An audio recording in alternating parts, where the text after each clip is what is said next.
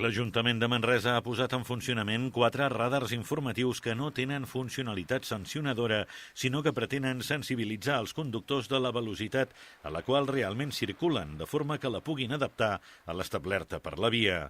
Aquesta actuació forma part del projecte Manresa a Pas Segur, presentat pel Montepiu de Conductors de Manresa-Berga i que va ser seleccionat per la ciutadania dins els pressupostos participatius del 2019.